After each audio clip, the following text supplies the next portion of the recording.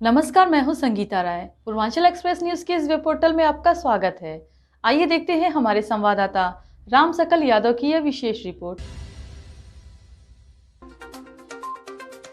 आजमगढ़ अखिलेश यादव के गढ़ आजमगढ़ में समाजवादी पार्टी के अंदर बगावत थमने का नाम नहीं ले रही है। फूलपुर पौ विधानसभा में पूर्व विधायक श्याम बहादुर यादव और गोपालपुर में पूर्व मंत्री स्वर्गीय वसीम अहमद की पत्नी समा वसीम की बगावत के बाद निजामाबाद विधानसभा में पूर्व ब्लॉक प्रमुख इसार अहमद ने भी बगावत की बिगुल फूंक दिया है। मौजूदा विधायक आलम बदी आजमी को सपा ने एक बार फिर से प्रत्याशी बनाया है, जिसके विरोध में पूर्व ब्लॉक प्रमुख इसार अहमद ने बगावती तेवर दिखाते हुए निर्दल प्रत्याशी के रूप में चुनाव लड़ने का ऐलान कर दिया है।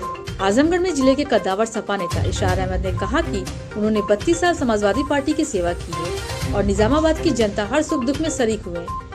इसके बाद भी राष्ट्रीय अध्यक्ष अखिलेश यादव ने मुझे नजरअंदाज कर एक बार फिर से आलम बदी आजमी को टिकट दे दिया, जबकि 2017 के चुनाव में ही यह तय हुआ था कि आलम बदी साहब का यह आखिरी चुनाव होगा। इसके बाद भी एक बार उन्हें टिकट देकर मेरे साथ पार्टी से जाति की गई है, इसलिए मैं निर्दल प्रत्याशी के रूप में निजामाबाद विधानसभा से चुनाव लड़ूंगा और जनता के समर्थन में जीत हासिल करूंगा। विधायक आलम बदी आजमी पर हमला बोलते हुए इसार अहमद ने कहा कि वह क्षेत्र में बहुत कम जाते हैं, जनता से बहुत बदसलूकी करते हैं और विकास के कोई काम नहीं करते, जिसके बाद निजामाबाद की जनता में भारी आक्रोश है। इशार अहमद ने कहा कि कोरोना काल में आलम बदी आजमी सहित अन्य नेताओं ने जनता की मदद नहीं की। आजमगढ़ के सांसद अखिलेश यादव भी मदद के लिए आगे नहीं आए। सिर्फ मैंने ही निजामाबाद सहित पूरे जिले में जरूरतमंदों की हर संभव मदद कोशिश की है। इशार अहमद ने कहा कि योगी सरकार को लेकर जनता में आक्रोश है और यह आक्रोश समाजवादी पार्टी के पक्ष में था। पार्टी की लहर चल रही थी, लेकिन समाजवादी पार्टी के राष्ट्रीय अध्यक्ष अखिलेश यादव ने पश्चिमी उत्तर प्रदेश से लेकर पूर्वांचल तक के गलत लोगों को टिकट देकर समाजवादी पार्टी की चुनावी संभावनाओं को विराम लगा दिया है।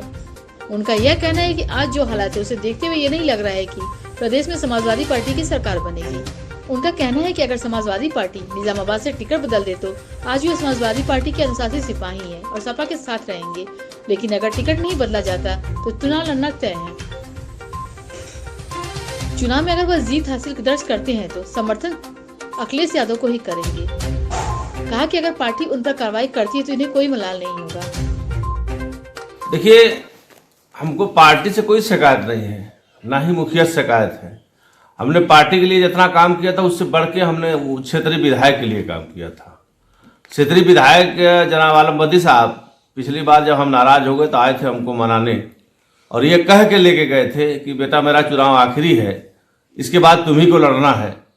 और माननीय राष्ट्रीय अध्यक्ष भी कहे थे कि इस बार आखिरी चुनाव लड़ा दो, तो हम मेहनत करके लड़ाए और लड़ाने के लिए तो हम हमेशा लड़ाए हैं। आप लोग जान ही रहे कि जब से शुरू से हम लोग लड़ाते ही रहे हैं। मुझे तकलीफ इस बात की हुई कि जिसको ईमानदारी का तमगा दिया गया वो अपने वादा खिलाफी कर रहा है, तो हमारी लड़ाई सच्चाई और सच्चे और झूठ की है। वादा खिलाफी करने वाले के खिलाफ हमको लड़ना है, क्योंकि अगर इसी तरह से विश्वासघात होता रहा तो समाज में किस पे विश्वास किया जाएगा। तो समाजवादी पार्टी का हमने कभी नुकसान नहीं चाहा, कभी न। हमने ईमानदारी से 32 साल सेवा दिया है और हमको दर्द है कि हम कहीं अगर उनके खिलाफ लड़ने जा रहे हैं तो हमारे दिल में कहीं ना कहीं दर्द है, लेकिन हमारी दर्द को भी तो कोई समझे। हम अपने राष्ट्रीय अध्यक्ष जी के यहाँ गए थे एक हफ्ता मिलने के लिए, नहीं मिल पाए। दिल्ली मिले, फिर वही उनका शब्द था कि एक बार और लड़ा दो। तो हम कितनी बार लड़ाते रहेंगे? हमारी भी तो यही उम्र है लड़ने लड़ाने की। अगर जब हमारी उम्र गुजर जाएगी तो फिर हम लड़के क्या करेंगे? विधायक होकर क्या करेंगे जब जनता की सेवा नहीं कर पाएंगे? देखिए, हम अभी तो बर वक्त निर्दल की घोषणा किए हैं।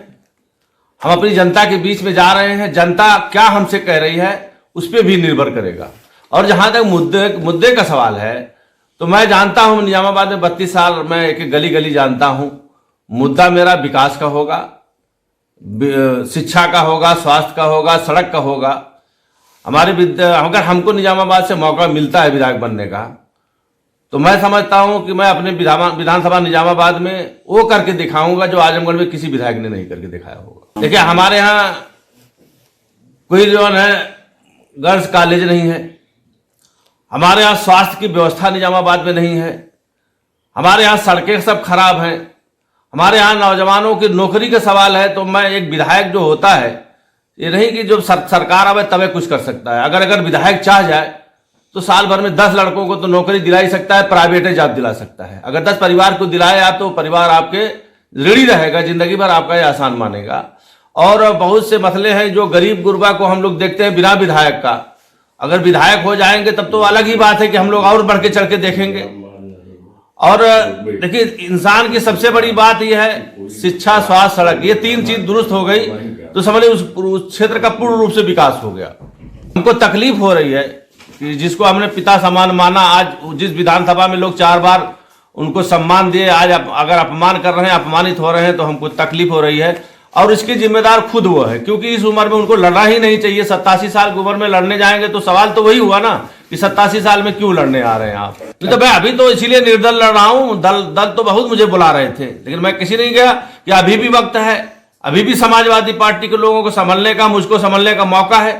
हो सकता है राष्ट्रीय अध्यक्ष जी इस बात को जाने, अब हो सकता है ना जान रहे हो, अब जान जाए, अभी भी मौका हो, मुझको बुलाएंगे, मेरे लीडर, मैं उनके यहाँ जाऊंगा, उनसे बात सुनूंगा। राष्ट्रीय अध्यक्ष मना कैसे करें? मना करेंगे तो कोई मुद्दा मेरे सामने रख के मना करेंगे ना। पहले मना करें तो मुझको बुलावे तो मैं बात करूंगा उनसे। अगर मैं निर्दल विधायक बनता हूं तो मैं सपा की सरकार बनाने में मेरा जो रोल होगा मैं पूरा कुर्बान करूंगा। नहीं, दूसरी पार्टी में तो कोई सवाल ही नहीं जाने का है। अगर विधायक होने के बाद सरकार बनाने में, सपा में जाने में मुझको बुलाया जाएगा, मैं तुरंत तैयार रहूंगा।